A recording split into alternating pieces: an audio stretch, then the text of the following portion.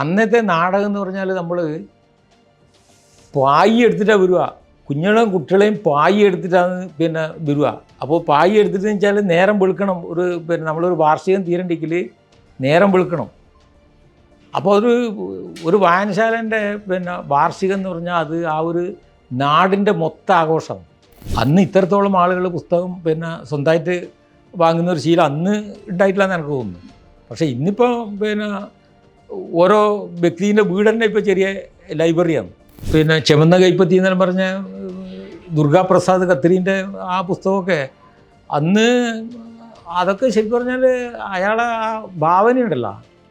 ഇന്ന് നമ്മൾ ഈ റോക്കറ്റൊക്കെ അയക്കുന്ന ആ സിസ്റ്റത്തിൽ തന്നെയാണ് അയാൾ അന്ന് ഭാവന കണ്ടിന്. അപ്പോൾ ആ ഒരു ശാസ്ത്രീയ ഭാവന ആ പുസ്തകത്തിലുണ്ടായിരുന്നു. ഗവൺമെൻറ് സാക്ഷരതാ പ്രവർത്തനം കൊണ്ടുവന്നല്ലോ നായനാർ സർക്കാരിൻ്റെ കാലത്ത്. അതിനു മുമ്പേ നമ്മൾ നിശാപാഠശാല നടത്തിയ ഒരു വായനശാലയാണ് മുല്ലക്കുടി വായനശാല. സാമ്പത്തികം വലിയ വിഷയമാണ്. വായനശാലക്ക് എന്നാൽ ഇപ്പോൾ നിങ്ങളിപ്പോൾ ഈ ലൈബ്രറി നിയമപ്രകാരം ഇപ്പോൾ 60 ഉറുപ്പ്യ മെമ്പർഷിപ്പിന് 60 ഉറുപ്പ്യ നിങ്ങൾ ഒരു വർഷം മെമ്പർഷിപ്പ് ചേർത്ത് ആരാ പിന്നെ മെമ്പർഷിപ്പ് എടുക്കുക? വലിയ പ്രയാസമാണ്. വായനശാലയ്ക്ക് പിന്നെ വേറെ എന്താ വരുമാനമുള്ളത്?